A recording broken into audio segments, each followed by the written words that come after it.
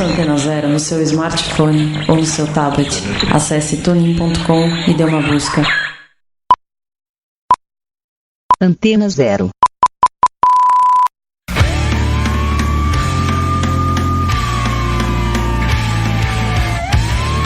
A Rádio Antena Zero apresenta Desobediência Sonora.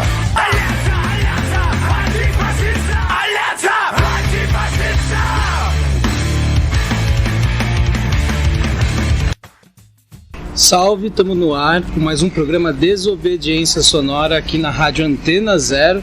E hoje, fora dos estúdios da Antena Zero, estamos aqui no Centro Cultural Vergueiro para conversar com a Thalita Alessandra Tristão. Thalita, primeiramente, muito obrigado pela oportunidade da gente fazer essa conversa. Salve, Fernando, eu que agradeço pela oportunidade. Thalita, recentemente tu escreveu um trabalho, tem uma pesquisa chamada Educação Privada de Liberdade, um estudo das práticas pedagógicas utilizadas com adolescentes em conflito com a lei. E é sobre essa pesquisa sua que a gente vai falar aqui hoje, Antes de tudo, eu queria que você pudesse se apresentar, Thalita. Quem que é a Thalita? Bom, Thalita é uma mulher que desde quando era adolescente é bastante envolvida com questões relacionadas à defesa dos direitos humanos e principalmente a questão anticarcerária, por muitas questões pessoais, depois por questões também sociais. Essa temática foi sempre muito presente na minha vida e eu procurei, tanto quando fazia parte de movimentos sociais, como depois na academia, no âmbito trabalhista, incorporar essa temática.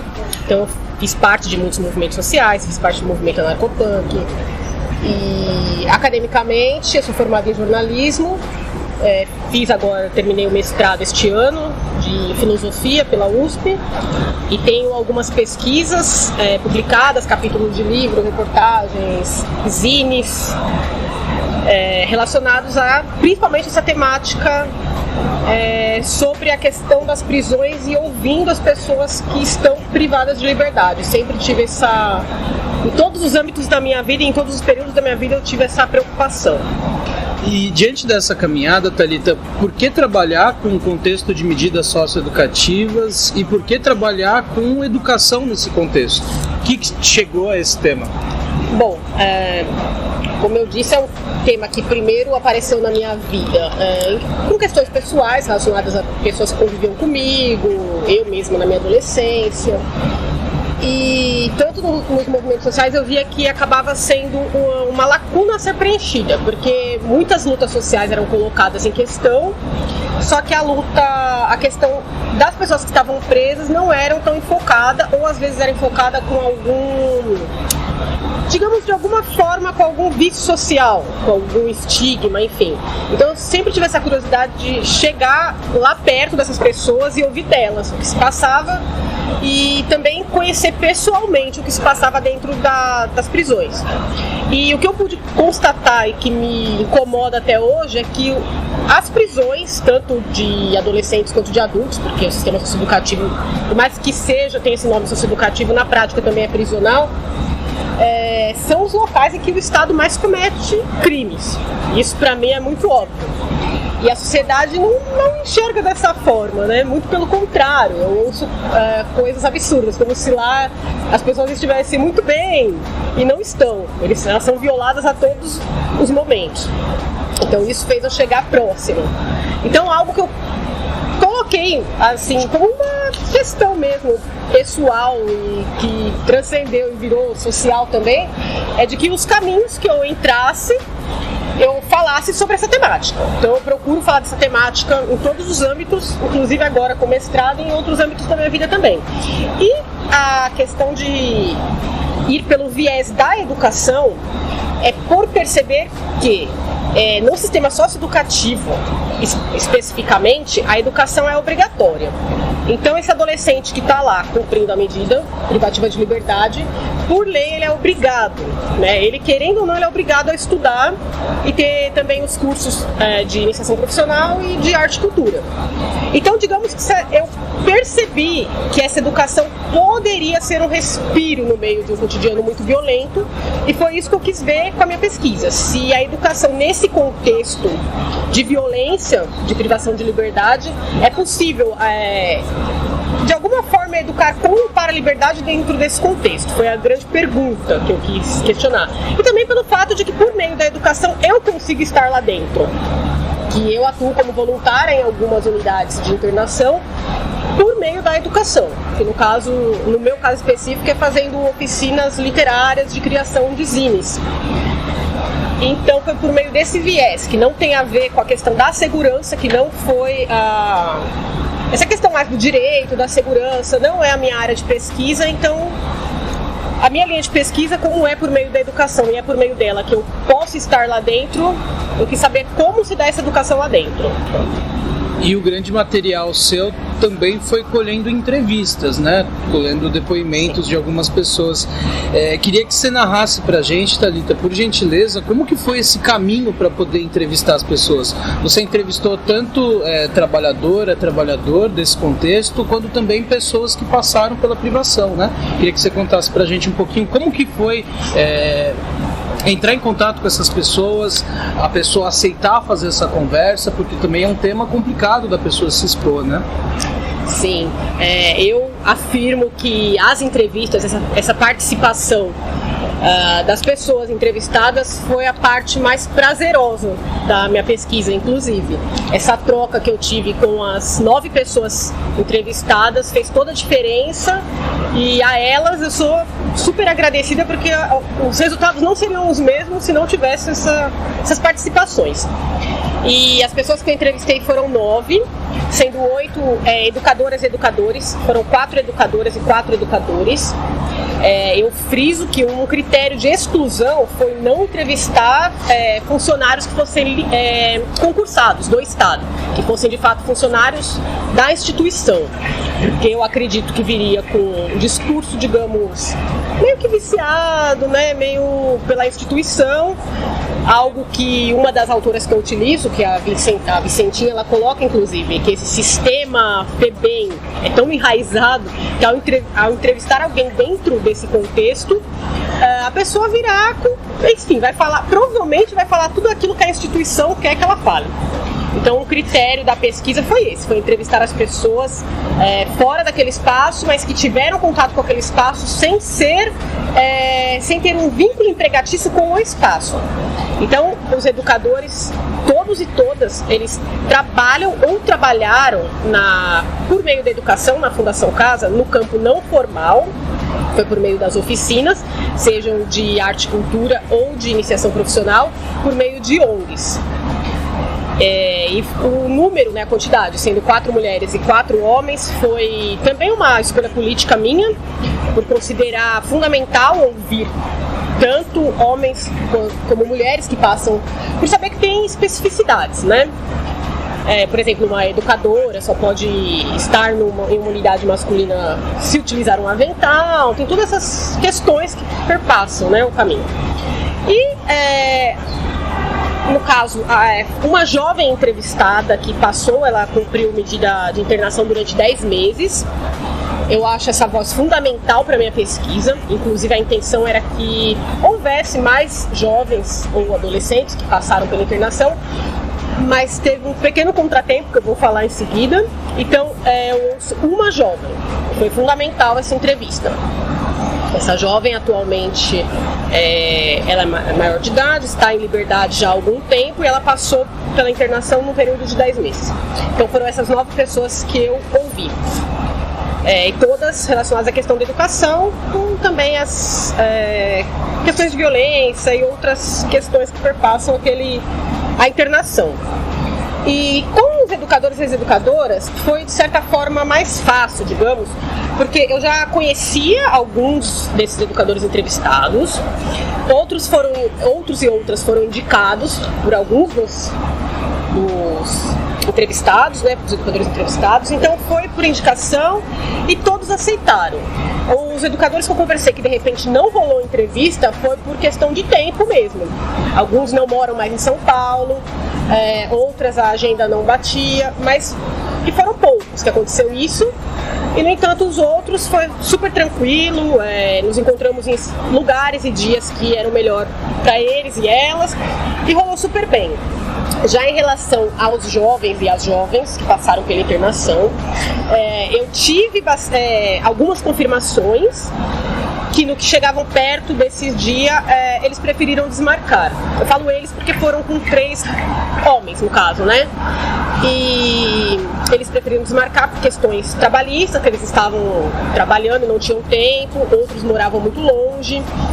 E até que chegou um momento que eu decidi respeitar esse silêncio mostrado de muitas formas, porque também esbarra naquilo que outro autor que eu uso, que é o Erving Goffman, fala, que às vezes existe esse incômodo, porque não é um assunto tranquilo, e reviver às vezes essa experiência do aprisionamento, né, da medida de internação, não é algo muito tranquilo, né? Ainda mais para alguém que naquele momento, por mais que eu tenha todo esse vínculo com a situação, naquele momento como pesquisadora eu estou falando de um outro local.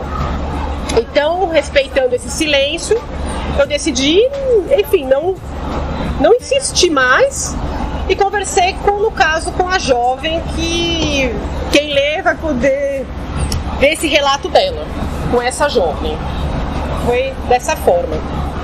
E uma coisa importante falar que todos os nomes são fictícios, porque tanto para respeitar um critério de pesquisa mesmo, né, como para principalmente preservar a identidade de todos esses sujeitos, porque tanto a adolescente quanto os educadores e as educadoras colocaram muitas questões de denúncias mesmo, né? Denúncias sérias na pesquisa, para preservar, né, a identidade de cada um deles e de cada uma delas. Todos os nomes citados na entrevista são fictícios. Acho importante frisar isso. Thalita, você foi referenciando ao longo dessa sua última fala alguns marcos teóricos que você utiliza, algumas pessoas que você utiliza, como a Cristina Vincentin, né? Queria que você pudesse falar um pouquinho mais sobre isso pra gente, né? Ao longo do seu trabalho, quais são os autores, quais são as autoras que você utiliza para falar de medida socioeducativa, de FEBEM, de Fundação Casa, de educação, de juventude? Queria que você pudesse compartilhar um pouco desses seus referenciais. Certo. Bom, a Vincentin, como você mesmo citou, é uma autora que foi bastante importante para a minha pesquisa, principalmente o trabalho dela, do doutorado, que se transformou num livro, que é A Vida e Rebelião, Jovens em Conflito com a Lei, que é um livro muito bom e que eu percebo nela, inclusive, algo que eu também vejo na minha fala e no meu posicionamento, que é aquela questão de, mesmo andando na academia, nunca esquecer o lugar de onde você vem e o compromisso que você tem em fazer aquele trabalho. É algo que eu vejo muito forte nela, que é esse compromisso com as e os adolescentes que ela encontrou durante esse caminho. E o trabalho dela eu acho sensacional. Então, para falar sobre... Ela fala na FEBEM, mas a Fundação Casa hoje, por mais que mudou o nome, ainda continua no mesmo sistema, o chamado sistema FEBEM, inclusive o uso dela, né, essa nomenclatura. Então, para falar sobre a instituição, a Vincentin foi fundamental. Outro autor que eu uso muito e que para minhas pesquisas também, desde a época da iniciação científica, também é fundamental, é o Erving Goffman, no que ele fala de instituição total, que a Fundação Casa é uma instituição total, né? Que ele coloca que é aquela instituição fechada, que tem um grande grupo controlado por um pequeno grupo que supervisiona, sem a possibilidade de saída, e que todos os momentos daquelas pessoas que estão institucionalizadas são controlados, enfim. Então, pela instituição que eu estudo, ser considerado uma instituição total, eu acho fundamental o Goffman. E outro conceito que ele traz, que é fundamental também para mim, é o de estigma, né? Que quando ele fala sobre as pessoas que são marcadas socialmente e marginalizadas socialmente por alguma marca daquela pessoa em algum tempo específico, enfim, uma característica da pessoa se transforma socialmente no todo. Então, por exemplo, um adolescente que passou pela internação, quando sai, é visto é carimbado pela sociedade como infrator, enfim, ele é estigmatizado. Então, esses dois conceitos são fundamentais e eu trago muito Goffman para minha pesquisa. Também tem uma uma professora que eu tive aula com ela na USP, porque ela tem uma ligação muito forte também nessa luta contra a FEBEM, as violações ocorridas, digo na FEBEM na época porque ela teve essa atuação na FEBEM, né? Uma professora da USP chamada Patrícia Junqueira Grandino, uso bastante também os artigos escritos por ela, porque ela fala muito dessa questão da juventude, das juventudes socialmente marginalizadas, e é uma professora, inclusive, que esteve junto comigo nesse percurso, né, na banca, enfim.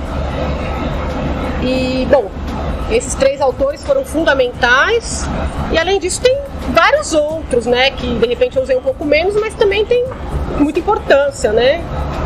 Esses 3 são os que eu lembro, assim, os principais, mas tem vários outros, como Foucault, Fábio Malarte, a própria Nathalie, que é uma pessoa também que eu tenho, Nathalie Grillo, que também fez recentemente uma dissertação que tem a ver com essa questão, usei a dissertação dela. Enfim, são vários autores que eu poderia citar, mas eu acredito que os principais no sentido de que eu usei mais, não são, porque para mim todos têm a mesma importância, todos que eu utilizei, mas os que têm os referenciais que de certa forma resumiria o que eu escrevi, acredito que são esses e esses. Thalita, no seu trabalho você tem um capítulo que é dedicado a contar um pouco da história do encarceramento de jovens no Brasil, né? Queria que aqui, nesse programa, você pudesse compartilhar um pouco com a gente essa história. Qual que é a história do encarceramento juvenil aqui no Brasil? Certo. É uma coisa algo que ficou bem explícito no material, inclusive que uma dessas autoras, a Grandino, traz bastante, é que a forma que o Estado lida com as crianças e os adolescentes no Brasil sempre foi marcada pelo assistencialismo ou pela repressão, né? Então sempre foi algo muito vertical, né? Não teve, digamos, não tem essa forma de respeito, foi uma forma de tutela mesmo, né? Desde os primórdios. Eu falei algo que eu sempre faço questão de frisar, é que a gente nunca pode perder de vista, assim, o nosso histórico de que o Brasil foi um país que teve escravidão e ditadura militar, então só por isso eu acho que fica muito explícito que a repressão faz parte do nosso registro histórico e caminha até hoje nesse meio institucional. É algo que eu não sempre friso. E algumas das autoras que eu usei, inclusive nesse capítulo, que foi a Liana de Paula, a Grandino, elas, um pouco desse histórico, alguma dessas datas que eu acho importante mencionar, por exemplo, que em 1902 foi criada uma instituição para recolhimento dessas crianças e adolescentes que fossem acusadas de praticar algum ato infracional ou fossem consideradas abandonadas, que chamava Instituto Disciplinar. E já nesse Instituto Disciplinar, como o próprio nome sugere, realmente era algo que aqueles adolescentes e jovens que estavam naquele ambiente, a força de trabalho deles era utilizada pelo Estado, então eles ficavam totalmente à mercê do Estado, ficavam ali, mas e sofriam vários tipos de repressões. E aí, dia 12 de outubro de 27, foi promulgado o primeiro Código de Menores, essa palavra menores na época era muito utilizada, vou também chegar no ponto de que essa palavra hoje não é mais utilizada, mas era a forma, inclusive pejorativa, que era chamado os adolescentes estigmatizados, né? E vale falar que foi no meio do contexto, foi dentro do contexto da ditadura militar, no dia 1º de dezembro de 64, que foi criada a FUNABEM, que é a Fundação Nacional do Bem-Estar do Menor, que foi específica para tratar sobre essa política de atendimento aos jovens considerados infratores. Então, em âmbito agora de São Paulo, em 1976 foi criada a FEBEM, a chamada Fundação Estadual para o Bem-Estar do Menor, que então no caso a internação passou a ser feita em larga escala, e eu até assim, informalmente falando, eu brinco, mas é uma brincadeira que na verdade é séria, que eu falo que a FEBEM é filha da dita, né? Porque ela foi criada realmente no período da ditadura militar. Então assim, uma instituição criada no período da ditadura militar, eu acho que só isso já diz muita coisa, né? De qual era o intencionamento daquela instituição, que desde os primórdios tem questões seríssimas de violação de direitos do público para qual, né, ela existiu. Outra coisa que não é minha área, mas enfim, né, eu tive que estudar um pouco as questões do direito, que dessa esfera do direito penal. É interessante falar que, por exemplo, o sistema jurídico que vigorou no Brasil durante o período colonial, que foi o Código Filipino, que responsabilizava crianças a partir dos 7 anos, e inclusive a pena de morte poderia ser aplicada já para jovens a partir dos 17 anos. Então eu acho interessante falar que não havia uma diferenciação muito grande nas penas aplicadas para crianças, jovens e adultos nessa época. E mesmo com todas essas mudanças, tanto na lei, ou mesmo com a promulgação do ECA, que é importantíssima, que eu acredito que vamos falar daqui a pouco, já emenda mais. É importante falar que é algo que uma das autoras que eu utilizo, que é a Cynthia Sartre, ela coloca como esperar uma mudança numa base que já foi firmada num período ditatorial. Então eu acho que não pode perder isso de vista mesmo, que esses resquícios ditatoriais estão na fundação até hoje, até porque foi criado naquela época. Então seria, digamos, até inocente achar que num período relativamente curto se perdesse tudo isso. Não foi perdido. E mais recentemente, no início dos anos 2000, que é algo que eu posso falar com mais propriedade, até porque eu vivenciei isso, né, diretamente, nesse período eu era muito ativa na luta contra as torturas e mortes dentro da FEBEM. Em 2003 foi um ano bem complicado, porque foram registradas 80 rebeliões e 8 mortes dentro do sistema, num período de aproximadamente 5 meses, inclusive 2 desses jovens foram queimados dentro da instituição. Um desses casos, que é o do Sidney, que é algo que eu até, em uma das pesquisas que eu faço, eu falo desse caso, que eu tenho muita amizade com ele até hoje. Foi o primeiro caso que a FEBEM foi considerada culpada, sem possibilidade de recurso. Tentaram, na verdade, dizer que era um suicídio, quando todas as provas levam a crer que esse jovem foi suicidado lá dentro, enfim. Então, com todo essas questões que evidenciaram nesse início dos anos 2000, em 2006, então, a FEBEM passou a ser a Fundação Casa, que é o Centro de Atendimento Socioeducativo Adolescente. E a principal diferenciação no caso seria a descentralização das unidades, que aí os grandes complexos passaram a não existir mais, como do Tatuapé, inclusive foi onde esse jovem que eu citei foi morto lá dentro, ou imigrantes, que eram complexos mundialmente conhecidos por violações extremas. Então, com essa ideia de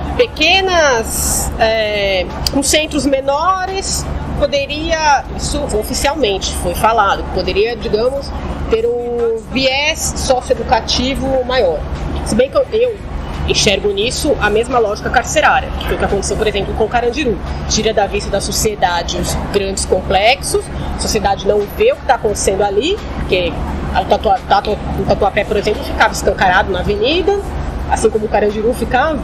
Então coloca em lugares afastadíssimos esses adolescentes numa mesma lógica prisional, a sociedade não vê nada, é como se tudo estivesse ocorrendo bem, sendo que sabemos que não está. Mas enfim, foi essa a mudança que se deu do nome. Bom, eu dei esse pulo, né, da questão do histórico da Fundação Casa, mas eu acho importante a gente voltar agora um pouco, né, no contexto histórico e lembrar de que a mudança de paradigma com a questão dos adolescentes, um marco importante foi a aprovação do Estatuto da Criança e do Adolescente em 1990, que substituiu o chamado menorismo, né, que seria a situação irregular pela qual os adolescentes na época vivenciavam, pela ideia da proteção integral desses sujeitos de 0 a 18 anos. Né? É importante citar que o ECA foi feito, pensado, inclusive pelos sujeitos que passavam por essas questões, como, por exemplo, os meninos e as meninas que viviam nas ruas, do movimento de meninos e meninas de rua, entre outros grupos, que participavam dessas questões pelas quais lutavam. Então é um marco importante, né? O ECA é uma lei que, na teoria, inclusive, é fantástica, né? Então eu acho importante, sim, quando se estuda a questão de adolescentes em conflito com a lei, mencionar que há esse divisor, né, entre a ideia de situação irregular para a ideia da proteção integral a partir do Estatuto da Criança e do Adolescente. Por mais que na prática a gente saiba, né, que o ECA, nem o SINASE, que é o Sistema Nacional de Atendimento Educativo, não seja respeitado. Isso nós poderíamos falar também em outras questões a ser conversadas aqui, mas é importante frisar esse marco histórico, né, que se deu com o Estatuto da Criança e do Adolescente. E Thalita, tem um outro capítulo que tu fala sobre a juventude, né? Falando um pouco da relação com a escola, a relação com o crime, a própria igreja, enfim. Queria que você pudesse falar um pouco desse capítulo e costurar pra gente um pouco qual que é essa juventude que cumpre medida socioeducativa hoje, qual que é o perfil dela, como que ela tá, onde que ela tá, enfim, queria que você contasse um pouquinho pra gente. Eu acho importante, eu falei, tem um capítulo que fala sobre essas juventudes, né? Por mais que os meus entrevistados e entrevistadas atuem no âmbito da educação não formal, enfim, mas eu acredito que essa questão da educação, mesmo a formal e tal, são questões que passam por todos os tipos de juventudes. É questão da educação, e no caso da juventude que eu estudo especificamente, que é essa em conflito com a lei, também essas questões, essas outras questões mencionadas. Então, não me aprofundei na questão da educação, da educação formal, porque não era realmente o meu foco, mas algo que também outros autores, como Bourdieu, por exemplo, né, alguns autores, e a própria entrevistada, a própria jovem entrevistada, algo que ficou muito específico também, essa relação conflituosa que existe, enfim, do sistema educacional formal com essa juventude. Uma das questões que até a jovem que eu entrevistei colocou é que, por mais que ela fosse na escola antes de cumprir medida, ela não via nada que chamava a atenção dela na escola, enfim, tal. E algo que eu pude perceber na pesquisa, inclusive pelo perfil, que eu também vou mencionar daqui a pouco, dos adolescentes que cumprem a medida, é que essa questão da escolarização, primeiro que tem algo muito forte, isso os autores trazem, no conceito de adolescência, a ver com a escolarização, porque há períodos históricos, né, em que não havia muito essa diferença, da infância para o mundo adulto, enfim. E com o surgimento da escola, porque seria aquele período que o adolescente fica socialmente, digamos, no mundo com os iguais dele, fechado ali na escola, enfim. É uma vivência específica, principalmente daquela faixa etária, digamos. Então tem a ver o surgimento da adolescência com a escolarização. Mas, no entanto, essa questão da escolarização tem um marcador de classe muito forte, porque vai ser vivenciada por essas juventudes antagônicas de forma totalmente diferente. Então, um jovem de uma classe social mais baixa, popular, enfim, provavelmente vai ter que dividir aquele tempo de estudo com o trabalho, provavelmente. Então não vai vivenciar da mesma maneira que um jovem de uma classe abastada, que pode tranquilamente se dedicar somente aos estudos sem outras preocupações. Então realmente é algo que ficou muito explícito.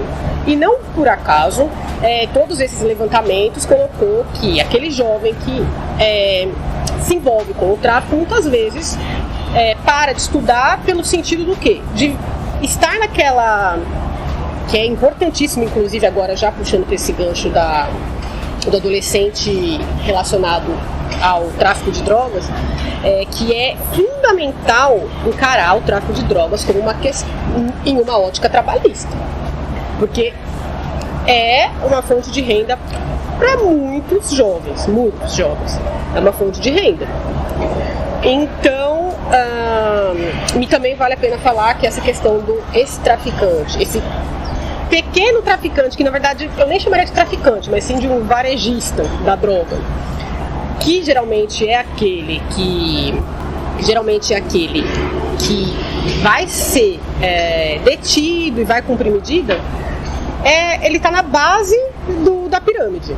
Ele está na base. É aquele pequeno varejista que está ali negociando uma quantidade ínfima de drogas, sendo que o topo, que é formado por pessoas que nunca chegarão nelas, não são incomodadas de nenhuma maneira. Então seria muito hipócrita pensar que é aquele jovem que está ali por tráfico. Eu digo isso porque nós vamos chegar no perfil, e o ato infracional mais praticado por essa população que está dentro da Fundação Casa hoje é o tráfico de drogas. Achar que aquele menino ou aquela menina que está lá por esse ato infracional é um grande traficante, sendo que não é. Na verdade, muitas vezes esses adolescentes enxergam como um meio de sustento, né? E eu também queria aproveitar e pedir um espaço para usar um autor que eu acho essa citação fantástica, que é o Luke Dowdney. Ele é um autor que eu utilizo. O estudo dele, ele faz essa diferença, que ele fala sobre os atacadistas e os varejistas da droga. Eu acho importantíssimo o que ele coloca, que aí a gente consegue situar mais ou menos aonde está esse jovem que eu trago no meu estudo. Ele diz o seguinte: os atacadistas são geralmente atores independentes, que possuem os contatos internacionais necessários nos países produtores, acesso a esquemas de lavagem de dinheiro, contatos com organizações criminosas internacionais e acesso aos níveis mais elevados de poder do Estado, quando não são eles próprios membros de órgãos de Estado. Eu acho fundamental trazer esse discurso, porque a gente consegue visualizar o quanto, por exemplo, quanto daqueles jovens que estão ali por uma questão mesmo financeira não poderia, sei lá, estar fora dali, não, né? Resumindo isso, porque o topo da pirâmide do tráfico, por exemplo, nunca vai ser perturbado. A gente vê isso em várias situações, né? Quando eles próprios não são membros do Estado, que nem esse autor coloca muito bem. Em relação ao perfil dos adolescentes que cumprem medida privativa de liberdade na Fundação Casa, de acordo com o boletim estatístico semanal que eu utilizei, que é um boletim da própria Fundação Casa, que eu utilizei para minha pesquisa, que eles divulgam semanalmente, é acessível para qualquer pessoa. A posição mais recente do meu estudo foi do dia 15 de fevereiro de 2019. E esses adolescentes, nesse dia, havia 7.902 adolescentes nos programas de atendimento, incluso atendimento inicial, internação provisória, internação-sanção, internação no CIP, que é o Centro de Internação Provisória, e semi-liberdade. E algo muito simbólico, negativamente, é ver que desses 7.902 adolescentes, nesse período da minha pesquisa, 6.373 estavam em internação. Ou seja, tanto o ECA quanto o SINASA, enfim, coloca sobre a brevidade da internação e que seria o último recurso a ser utilizado, mas na prática a gente vê que a internação é o recurso mais utilizado, né? Então tem algo muito errado aí, principalmente quando a gente vê o perfil desses adolescentes que estão privados de liberdade. Bom, Thalita, vamos fazer uma pequena pausa aqui na Rádio Antena Zero para fazer o intervalo e daqui a pouco a gente volta. Na Rádio Antena Zero, a rádio que não toca só o que você quer ouvir, mas o que você precisa escutar. Você está ouvindo? La lucha contra el fascismo es la lucha por la libertad, contra el racismo, el sexismo, el capital y toda autoridad. Desobediência sonora.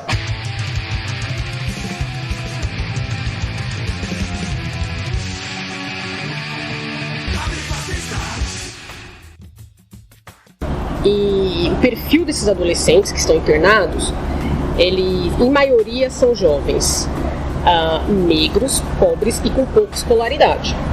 E esse ponto é importante frisar, por quê? Porque é o mesmo perfil do jovem que é assassinado no Brasil. Então o mesmo perfil do jovem que é encarcerado é o jovem que é morto. Então isso explica muito do que a gente chama de juvenicídio, que seria uma situação comparada a um genocídio que acontece no Brasil, em que os jovens são muito mais vítimas do que autores de situações violentas. Então você vê que esse perfil que é encarcerado tanto no sistema socioeducativo quanto no sistema prisional é um recorte realmente fixado pelo Estado, né? E desses jovens, a maior parte deles está internada pelo ato infracional de tráfico de drogas, seguido por roubo qualificado.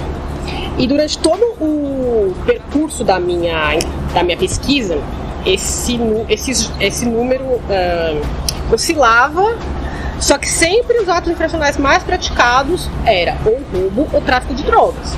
Atualmente é o tráfico de drogas, e teve algum momento que foi roubo, mas sempre oscilou entre esses dois. Então eu acho muito significativo pensar que os atos infracionais mais praticados estão totalmente ligados à questão econômica, né? Que são atos infracionais realmente ligados à questão econômica e patrimonial. Os atos infracionais considerados violentos, em alguns levantamentos mais gerais, eles nem apareciam, né? Aí também é importantíssimo frisar que esse senso comum que coloca o jovem como violento ou como causador de grandes crimes, enfim, na verdade não tem embasamento teórico, histórico nenhum. Porque é provado, né, em meu estudo, digamos que foi mais uma prova de que os jovens são muito mais vítimas do que autores de crimes violentos. E um dos dados que eu trouxe para a pesquisa e que eu acho importante frisar é que eu utilizei um relatório, que foi o relatório final da CPI do assassinato de jovens, que foi publicado em 2016, que traz muitos desses dados e traz um dado importante, que foi sobre as mortes ocorridas sob tutela do Estado desses adolescentes, ocorridas no Sistema Nacional de Atendimento Socioeducativo, que são esses centros de internação no Brasil inteiro. E em 2013, por exemplo, foi colocado, isso foi um dado oficial, né? Extraoficial, não sabemos se de repente é maior. Colocou que oficialmente morreram 29 adolescentes no ano de 2013 dentro dessas unidades de internação. E é uma média altíssima, porque é superior a 2 adolescentes mortos por mês, sendo que nenhum deveria morrer lá dentro. E as causas desses óbitos ficaram muito vagas, né? Porque o Estado descreveu como tendo sido provocada por conflito interpessoal, conflito generalizado e suicídio. Sendo que esses suicídios, sabemos que pode ser, né, digamos, suicidado, né? Não sabemos de que maneira algum agente do Estado pode ter conivência ou negligência em relação a essas mortes. Eu acho importante destacar isso porque nenhum jovem tem que morrer sob tutela do Estado. Na verdade, não tem que morrer, né? De maneira alguma. Mas o Estado é criminoso, né? Eu acho que isso fica bastante evidente, que há um crime de Estado ocorrendo contra essa população que está privada de liberdade. E Thalita, na sua pesquisa você trabalha especificamente, né, com a educação não formal dentro da Fundação Casa, né? A arte, cultura e o profissionalizante. Queria que você pudesse contar mais pra gente quais são esses dois campos dentro da Fundação Casa, como que eles funcionam, como que eles se dão, para que as pessoas possam entender um pouco acerca da sua inserção mesmo nesse contexto. Certo. Bom, eu escolhi falar sobre a educação não formal por conta de eu perceber esse campo da educação como, digamos, mais livre, né, em algum sentido, do que a educação formal. E tanto por ser o campo de inserção de todos os educadores e educadoras que eu entrevistei, como por ser também o meu campo de inserção quando eu atuo dentro da Fundação Casa. E algo que eu acho importante é justamente como uma das grandes questões que eu trouxe para tentar achar algum tipo, né, de, não sei, resposta, mas enfim, alguma pista, se existe essa possibilidade da educação ser de educar com ou para a liberdade dentro da privação, eu imagino que a educação não formal, por ser um campo em que está em constante movimento, em que pode inclusive ter uma prática que não precisa daquela intervenção institucional a todo momento, de certa forma ser mais livre. Porque é lógico, todo projeto que acontece dentro da Fundação Casa tem que passar pela aprovação da instituição. Então, é lógico que vai ter que ter essa aprovação, mas algo que tanto na minha prática já foi possível, como na prática de pessoas entrevistadas, é o quê? De repente, com alguma turma, porque cada turma é diferente dentro da fundação. Então, de repente, eu faço um projeto, um plano de aula para uma turma e eu vejo que aquele plano não funciona para aquela turma, porque não faz sentido para aquela turma. Por meio da educação não formal, eu tenho a possibilidade de mudar esse plano e levar alguns símbolos que sejam mais significativos para aqueles adolescentes. Então, para que eles façam parte daquela dinâmica. Porque, lógico, se é oferecida aquela educação para eles e elas, são esses jovens e adolescentes que têm que ser ouvidos e respeitados, né? Naquilo que quer ou que não quer, enfim. E pela educação não formal, eu percebo que existe essa possibilidade maior. E então foi por isso que se deu essa escolha. E no caso, a educação formal, que é o ensino regular, acontece na Fundação Casa, na parte da manhã, né, que é o ensino fundamental e médio. E a educação no campo não formal acontece no período da tarde, por meio dessas oficinas, tanto de arte e cultura quanto de iniciação profissional, que são realizadas por organizações não governamentais que firmam uma parceria com a Fundação Casa, e esses educadores, que são funcionários das organizações não governamentais, atuam dentro da Fundação Casa para dar essas aulas. E, no entanto, como eles não estão lá, tem esse respiro também, de saírem, né, serem alguém que não estão lá todos os dias, o que eu vejo também como bastante simbólico. E um dos motivos que eu optei pela educação não formal também está naquilo que uma das minhas entrevistadas coloca, que ela disse que ela tinha muita dificuldade nos cursos de iniciação profissional, principalmente, em uma unidade específica, que ela percebia que os adolescentes não tinham muito interesse por aquele curso, por ser um curso extremamente teórico, meio que chato até, assim. E ela falou que a instituição acabava usando aquele curso meio que como uma forma de castigo, que eram turmas que por exemplo, em vez de colocar em algo mais agradável, colocava naquela turma, sem, no entanto, se dar conta essa pessoa, porque tem vários níveis de alfabetização. Então tinha adolescentes, por exemplo, que não sabiam ler, na mesma turma de um que já sabia ler, o que pode ser interessante de alguma maneira, mas por outro lado pode excluir aquele adolescente. Então ela precisou fazer alguns arranjos naquela, porque senão aquela turma não iria funcionar com aquela turma. E ela precisava falar sobre práticas trabalhistas, enfim. E para dar conta daquele curso, ela precisou colocar técnicas do psicodrama e fazer uma outra dinâmica. E foi a forma que os adolescentes se sentiram-se mais representados, puderam falar das próprias vivências, levar vivências para o contexto da aula. E ela conseguiu finalizar, mas enquanto ficasse só naquela parte mesmo de apostila, enfim, ela falou que não funcionava. Então, por meio da educação não formal, algo positivo, né, que foi apresentado foi essa possibilidade mesmo de pensar cada planejamento de turma de uma maneira que seja simbólico para o adolescente que está ali, né? Porque ele é obrigado a estar ali. Aí também vai na fala de um outro entrevistado meu, que é educador, que ele diz o seguinte, que ele usa uma frase que na Fundação Casa o trabalho é fácil e triste ao mesmo tempo.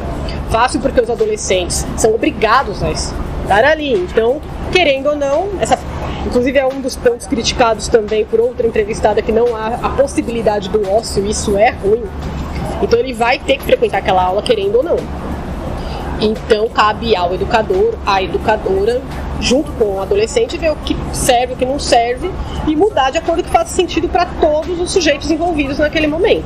E Thalita, queria que você falasse pra gente agora um pouco dessas práticas, dessas reflexões que seus e suas entrevistadas deram pra ti. O que foi que tu registrou? O que foi que te chamou a atenção? Queria que você contasse um pouco acerca dessas falas pra gente. Bom, alguns dos resultados da pesquisa foi que as educadoras e os educadores colocaram que há uma escolha consciente e política por parte deles em atuarem dentro da Fundação Casa. Então, mais do que educadores, eles se enxergam como garantidores de direitos daqueles adolescentes pelo menos no período da aula.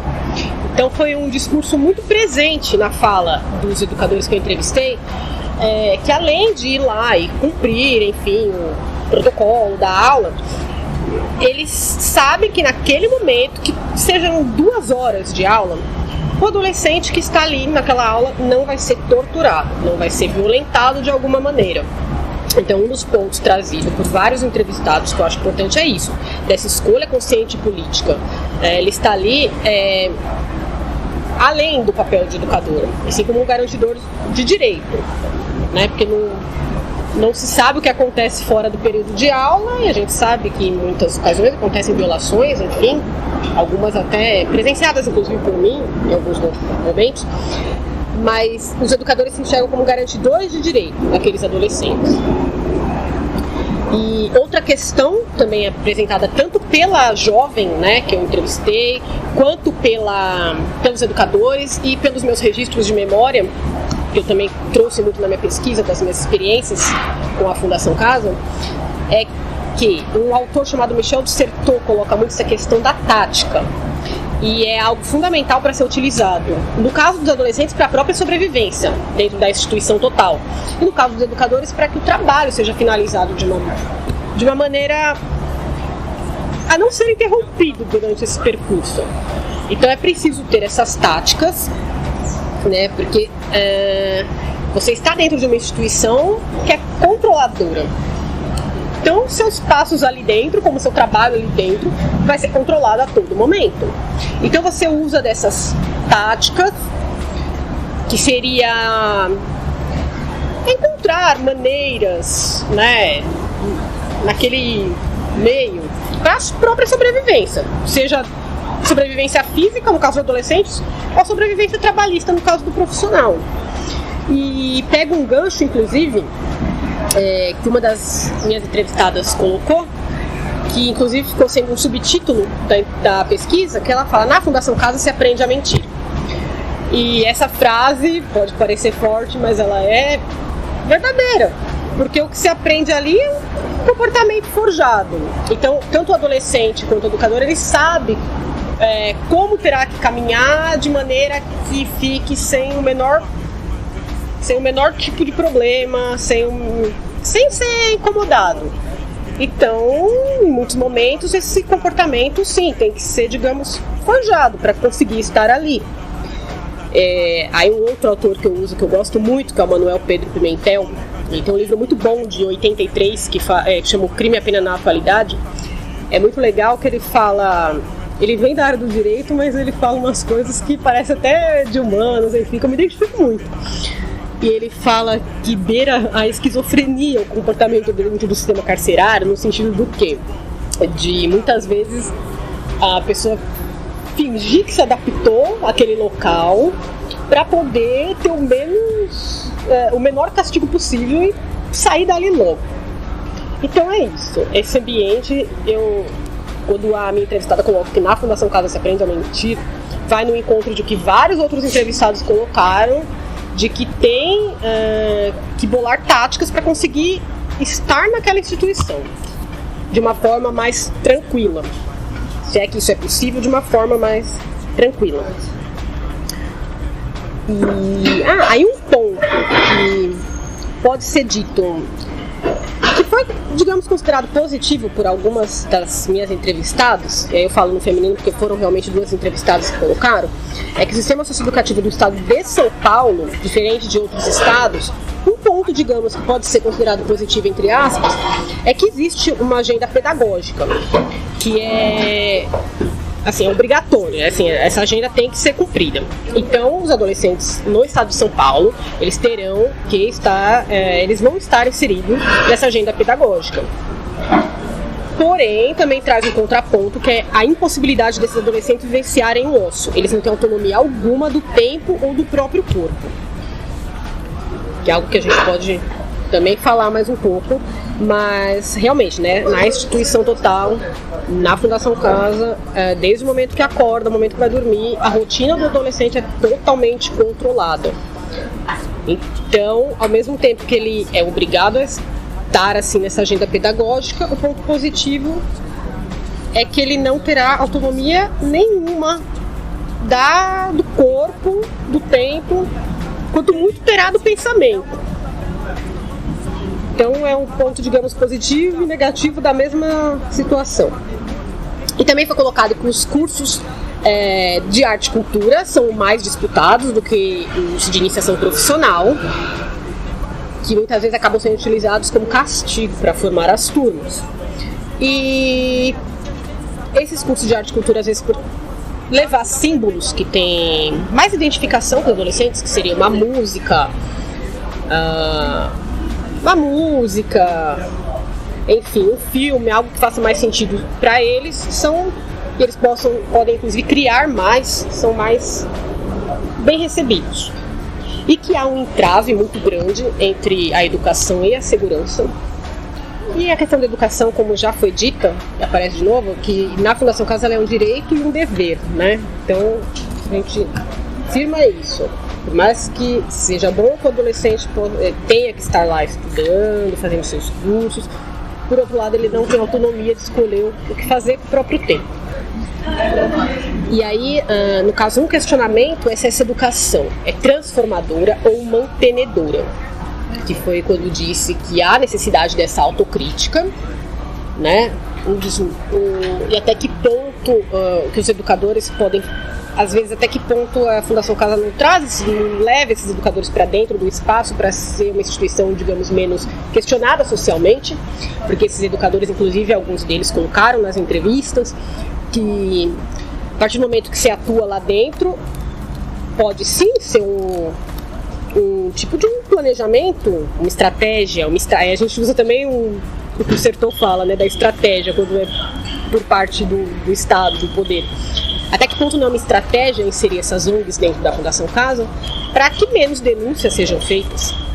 Então, os educadores muitas vezes ficam de mãos atadas, porque vê muitas violações, encaminham até essas questões, mas sabe que, digamos, ele está sempre ali andando num, digamos, fio da navalha, né? Porque ele depende de estar ali para a questão financeira dele, não concorda com muitas das coisas que vê. Então, os educadores colocaram que é preciso sempre fazer essa autocrítica, né? Do próprio papel dele e dela dentro da instituição. E algo também importantíssimo colocado foi a impossibilidade de demonstrar afeto dentro daquele espaço. Que como falar de educação e de socioeducação sem poder demonstrar afeto? Isso é algo muito contraditório. E é uma instituição em que o afeto não é permitido de maneira alguma, e vários entrevistados colocaram que, inclusive, se tiver essa demonstração de afeto, o adolescente vai ser castigado, né? Eu, por exemplo, posso dizer que eu vejo uma diferença enorme nas unidades masculinas e femininas que eu já frequentei. No sentido de que na feminina eu ainda conseguia, elas me abraçavam, me cumprimentavam com beijo, falava que estava bonita, enfim. Nas masculinas, nunca. O máximo de contato que eu tive com o adolescente, né, na unidade masculina foi um aperto de mão. Em algumas ainda, não eram todos que eram permitidos. E esse adolescente, se tiver qualquer demonstração de afeto, será castigado. E os educadores colocaram como algo que atrapalha muito o próprio trabalho, no sentido de como criar vínculo sem afeto, né? Então, uma das educadoras que eu entrevistei, inclusive, coloca: como que eu vou falar sobre modo de agir no mundo do trabalho se eu não posso apertar a mão daquele adolescente em uma unidade específica? Se ele quer o primeiro contato, apertar a mão. Enfim, o afeto não é permitido de maneira alguma. E algo unânime foi que o maior problema é a existência da Fundação Casa. Inclusive, a fala da jovem entrevistada foi a mesma, assim, elas usaram a mesma palavra, tanto uma da educadora quanto a jovem, que elas falaram, a fundação é uma bosta. Ponto. O maior problema é a própria instituição. Mas, enquanto o problema é a própria instituição, e na minha pergunta, se a liberdade é possível naquele espaço, e esse paradoxo em querer pretender algo educacional em um ambiente privativo de liberdade, se a educação pode ser trabalhada, alguns pontos bem interessantes foram colocados.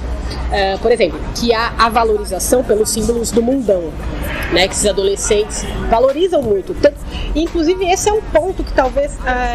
porque todos os educadores e educadoras falaram que há um vínculo muito forte com os adolescentes. Nunca tiveram nenhum tipo de receio, enfim, pelo contrário, é um convívio muito bom com os jovens em internação. E por eles serem, realmente, eles não são funças. Os funças são os funcionários realmente do Estado. Então não tem essa... Quem está indo lá por meio da educação está indo realmente porque tem uma afinidade com a temática. E os adolescentes percebem isso. Então, realmente, eles têm essa valorização pelos símbolos do mundão, inclusive quando leva algo de fora, que seja uma música. Um dos educadores falou que levava bombom no fim do curso, enfim, qualquer símbolo. Então, e isso é muito bem recebido, esses símbolos de fora. E, então, essa consideração pelo educador não ser função é muito forte. E essa tática mútua foi colocada, porque que nem falamos agora há pouco, ao mesmo tempo que o jovem utiliza-se de táticas, o educador também. E um caso muito simbólico foi dito por um educador entrevistado, que ele exemplifica com um plantio de feijão, que ele fez com uma turma específica, que ele usava esse plantio de feijões para conseguir trabalhar com os adolescentes num espaço mais aberto, enfim, mais livre. E em uma situação de rebelião, os adolescentes quebraram tudo, enfim, na casa, a casa virou lá, o centro. Só que eles alvejaram o quê? Os símbolos de opressão. Esse símbolo da educação, que era esse feijão, foi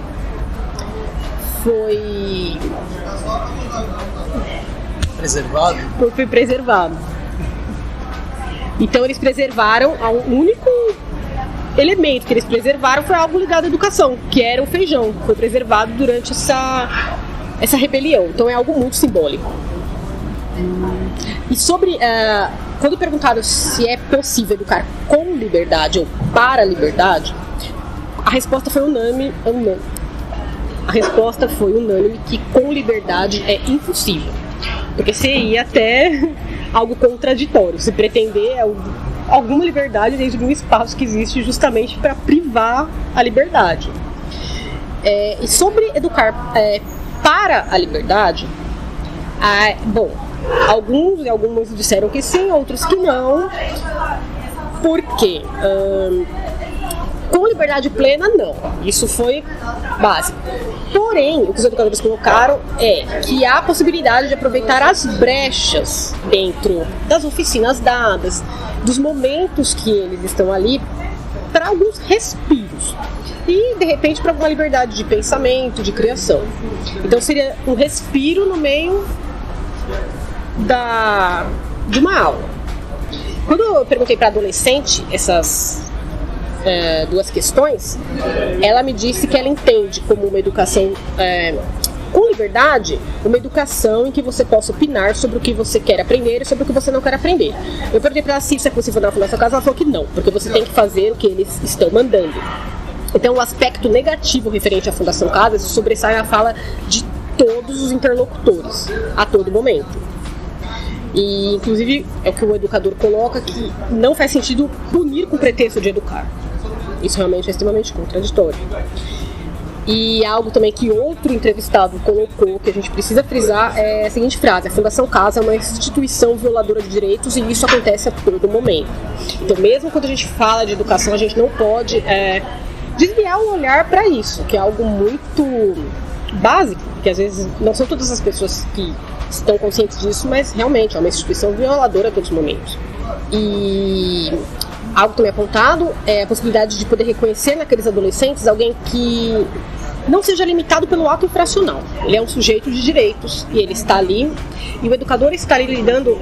É uma frase que eu uso muito: no momento que a gente está ali como educador, a gente não lida com o ato infracional, e sim com o adolescente.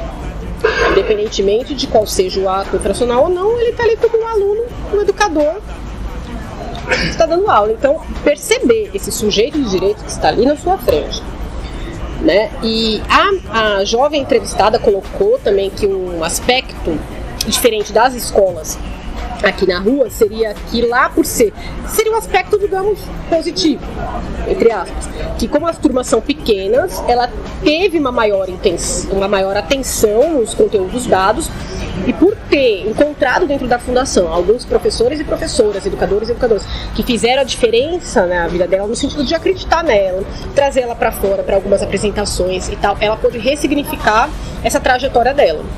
E ela tem essa visão e faz muita questão de falar. Porém, também já emenda com que uma educadora, uma entrevistada, diz que seja qual for, que eu concordo muito, seja qual for o caminho que aquele adolescente resolver seguir quando sair da internação, o interessante da educação dentro desse contexto privativo é poder ter um nível de conscientização maior para todos os sujeitos. Então, ele poder repensar a própria história, mas não no sentido punitivo ou de julgamento. Se de repente ele quiser sair de lá e continuar envolvido com o ato fracional, é uma escolha dele, mas vai estar mais crítico àquela escolha e à própria vida. Então, é o que essa mesma educadora, que é chamada de Clarice na entrevista, coloca, é muito importante essa frase dela. É pela educação que a gente consegue fazer a micropolítica. Porque realmente atuar com a educação dentro da Fundação Casa é muito difícil, todos os educadores colocaram isso, muitas vezes dá murro e ponta de faca, tem muitos entraves, a instituição é extremamente violenta, violadora de direitos, mas, no entanto, a partir do momento que opta em estar lá dentro, vai ser por meio da educação que faz essa micropolítica. A macro, aqui, a gente tenta tocar de outra forma e eu acredito que nem esteja tão perto de acontecer. Mas a micropolítica dentro da Fundação Casa é feita por meio da educação. Thalita, eu gostaria muito de agradecer a oportunidade de conversar contigo aqui hoje sobre esse seu trabalho, mas antes queria que você pudesse encerrar essa nossa conversa, né, deixando alguma mensagem, alguma conclusão, algo que você queira falar, e se alguém quiser entrar em contato contigo, tanto para saber mais sobre a pesquisa, para falas, dentre outras coisas, quais são os caminhos para te contatar? Novamente, em nome da Rádio Antena Zero e do Desobediência Sonora, nosso muito obrigado, Thalita. Fernando, eu que te agradeço muito pela oportunidade de falar sobre esse tema aqui com vocês, que eu acho fundamental, principalmente nesse momento político horrível que nós estamos vivendo, em que, de novo, está sendo colocado em pauta questões como a redução da maioridade penal e outras questões da repressão. Então, se eu pudesse falar algo, seria... a minha pesquisa começa, inclusive, com uma música chamada Realidade, que é de um grupo de rap chamado Gigabu, que foi feito junto com alguns adolescentes que na época estavam em internação na Fundação Casa do Tatuapé, na época na FEBEM do Tatuapé, e que eles falam, chega perto de mim, me deixa falar, sempre de muito longe vem me condenar. Eu acho que essa música faz muito sentido na minha vida, e para essa realidade, porque o senso comum coloca muitas questões sobre o adolescente em conflito com a lei, sem, no entanto, essas pessoas terem ido perto desses adolescentes, sem conhecerem, sem estarem perto deles para ouvir deles e delas, enfim, as questões da boca deles. Então, a única coisa que eu falo, se for falar sobre essa questão e tal, seria muito interessante ouvir os sujeitos que passam pela situação. E, principalmente nesse momento político, eu reafirmo, é muito importante buscarmos nos informar, né, e estar junto dessas pessoas. Friso aqui que algumas das minhas experiências mais incríveis, inclusive em nível de criação, foi nas unidades da Fundação Casa, junto com esses adolescentes em internação. Eles têm um talento assim incrível. Algumas Meu mestrado é em filosofia e eu digo que uma das experiências mais incríveis em relação à própria pesquisa foi poder conversar sobre essa pesquisa com uma turma que está em internação na Fundação Casa, que foi uma experiência incrível, por eles serem, eu até digo que eles são jovens filósofos, porque o nível intelectual da conversa foi assim incrível. Então, para olhar para essa questão sem esses vícios sociais, que as pessoas podem se surpreender positivamente. E claro, na defesa dos direitos humanos é fundamental estarmos conscientes das violações que acontecem e lutar contra elas. E para quem quiser conhecer um pouco mais da minha pesquisa, ela está disponível no banco de teses da USP. É só jogar lá meu nome completo, o nome, que já foi dito no começo. E espero que vire um livro, mas por enquanto são ideias que estão engatinhando. Então, enquanto isso, quem quiser ler é pelo banco de teses da USP. E quem quiser entrar em contato comigo, pode ser por e-mail, que é o thalita.alessandra@yahoo.com.br. E a rede social que eu uso é o Facebook, é a única. Também pode procurar como Thalita Alessandra, que me acha lá. E é isso. Muito obrigada, Fê, e vamos em frente. É isso, Thalita. Muito obrigado pela oportunidade aqui hoje. Semana que vem o programa Desobediência Sonora está de volta aqui na Rádio Antena Zero. E quem quiser acessar todo o nosso conteúdo, desobedienciasonora.milharal.org, e toda a programação da Rádio Antena Zero, antenazero.com.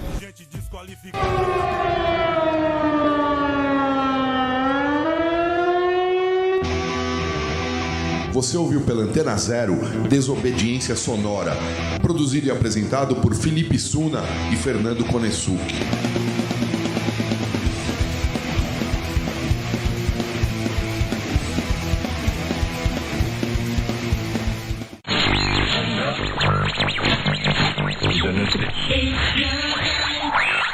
Você está na Antena Zero. Antena Zero. A rádio que não toca só o que você quer ouvir, mas o que você precisa escutar.